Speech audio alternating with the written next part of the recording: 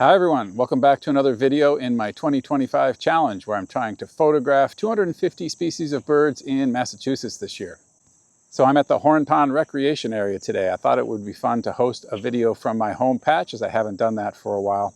I'm also here to look for a specific bird that I know is in the area right now, and it's a fairly common bird, but it's one that I don't have on the list yet, so hopefully we'll be able to accomplish that today as well. So before I get into that, I want to mention that in my last video, I asked people what their stalest bird was on their life list. And a lot of people did reply to that, and I had a lot of fun reading those stories in the comments. So thanks very much to everybody who replied to that. If you didn't see my last video and you don't know what I mean by stalest bird, you can go check that video out. I'll put it up in the corner here. It's the one where I was birding at an airport. So we did have a clear winner for the stalest bird, by the way. So Ken Allison 9119 said, "My stalest is American barn owl from October 5th, 1963. Thanks very much for sharing that, Ken, and I really hope you get to see another barn owl after a 62-year wait.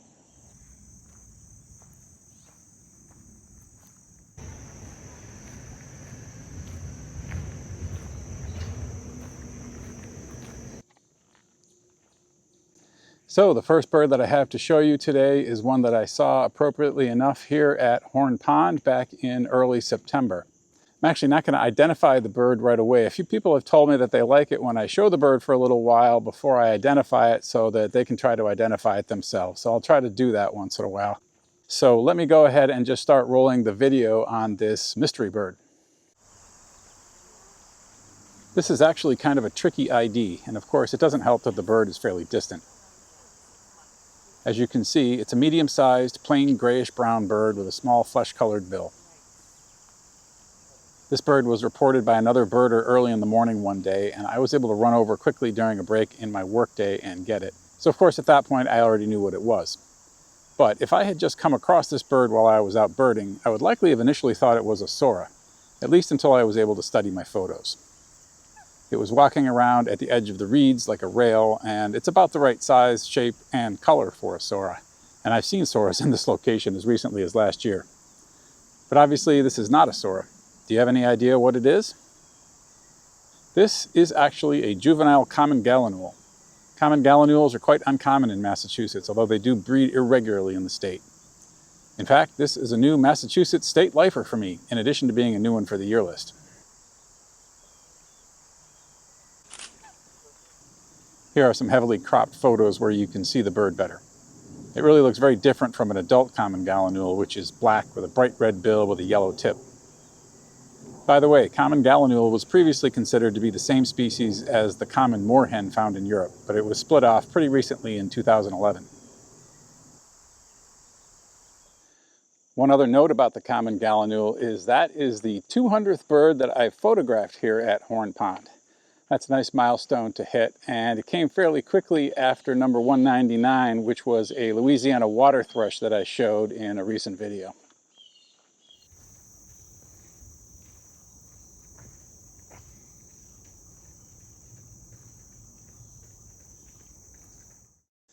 So as you can imagine, after seeing the common gallinule, I was feeling pretty good about things, but at that point I kind of hit a rough patch in the year. I was chasing birds and not finding them. And a couple of times I was even photographing a bird that I thought was a new one for the year. And then when I took a closer look at my photos, I realized that it wasn't the bird that I thought it was. So that was really annoying. So I was getting a little frustrated about things.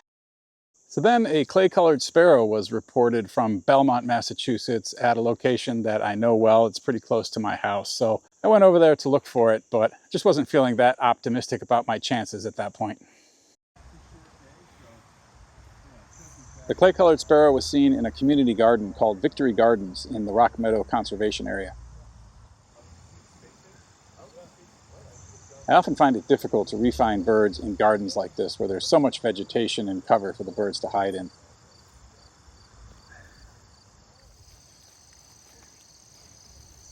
But maybe my luck was changing, because literally within 1 minute of entering the garden, I saw the clay-colored sparrow perched up near these wooden compost bins, and I was able to grab a few quick shots. These are really neat looking sparrows, very light colored overall for a sparrow and with a nice crisp pattern on the face.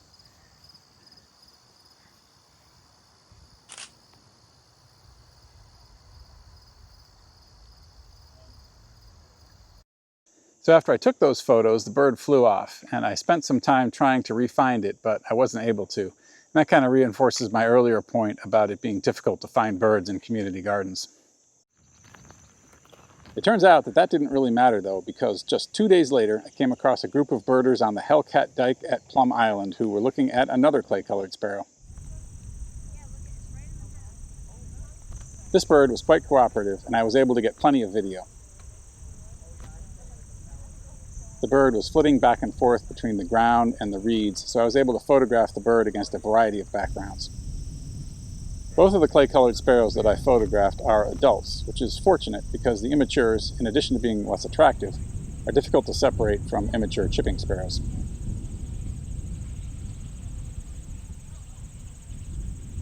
Clay-colored sparrows migrate down through the central part of North America, and as you can see from this range map, they're not regularly found in the eastern U.S. However, every fall, a good number of them do show up in Massachusetts during migration, so they're not really all that rare.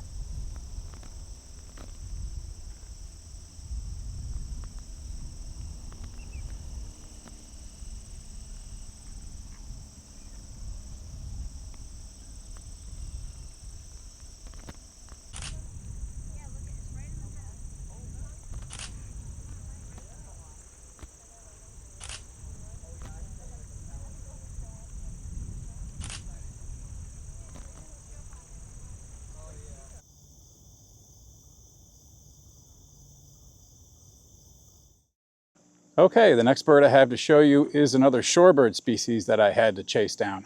This time I managed to film myself talking a little bit from the sight of the bird, so we can go roll that video and look at me looking very confused about sun angles and the local geography.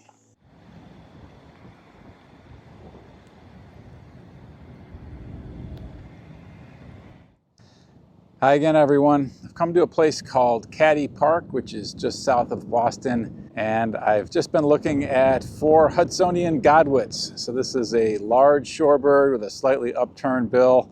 A really good one to get on the list, so I'm happy about that. I didn't calculate the sun angle very well before I came here. I sort of thought, well, it's late in the day. I somehow thought I would be looking with the sun behind me, but it turns out to be exactly the opposite. They're kind of in this river mouth here where it empties into the ocean, so it's not just like you're looking east as I thought. So images are backlit, but not too bad. We'll be able to identify the birds at least. So here they are, feeding busily in the river. This group of 4 Godwits had been seen at this location for a few days before I had the opportunity to go look for them, so I was fortunate that they stuck around. Hudsonian Godwits migrate down the east coast in the fall, but they just aren't very common birds, and I've only seen them a handful of times in the past, and I've never gotten a really good close-up look at them. As you can see, the images here are not great. I had the exposure compensation cranked way up, so the water's overexposed in order to have the birds not be completely dark.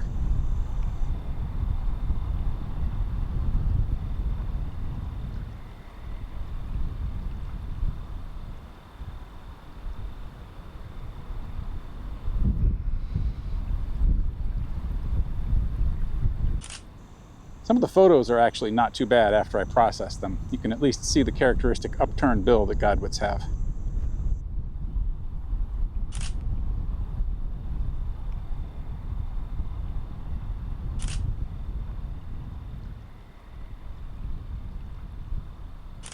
This last one here is probably the best photo I was able to get.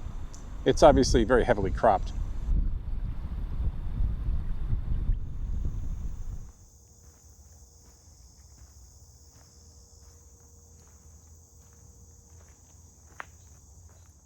Okay, so that brings me to the bird that I'm looking for today, which is wood duck.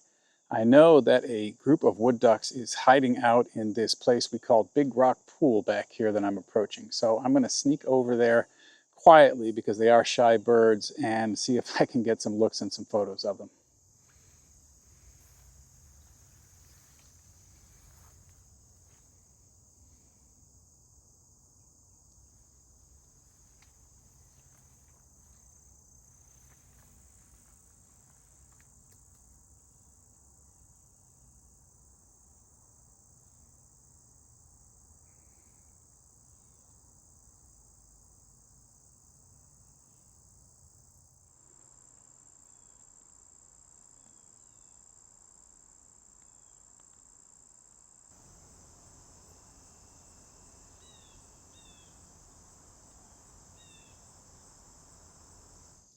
Okay, as you saw, the wood ducks were there and we've got them on the list.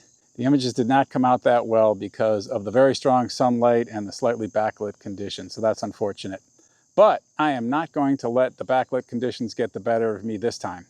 I was here in the exact same location in the morning a couple of days ago. The wood ducks were in exactly the same spot and the lighting was a lot better, so let's roll that video. Here are a couple of female wood ducks together on a rock.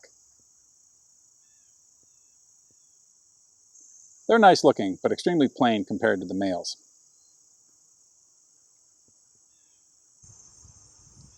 Here's a male hanging out with a couple of cormorants.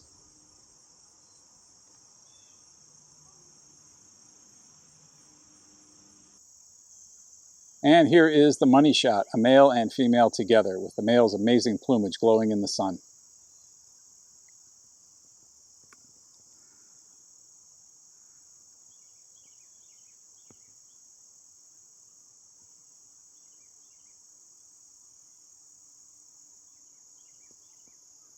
Look at him pose. He knows how handsome he is.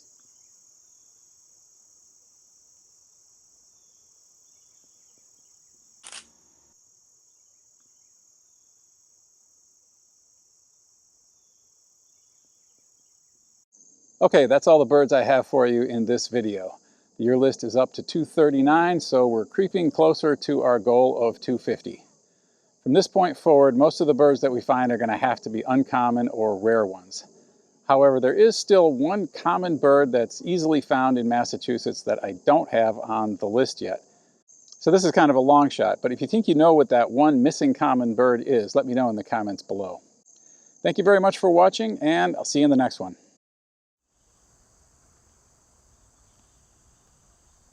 As soon as I finished filming that, I turned around and a solitary sandpiper was standing on this rock right next to me. So we'll finish up with a little bonus footage of that.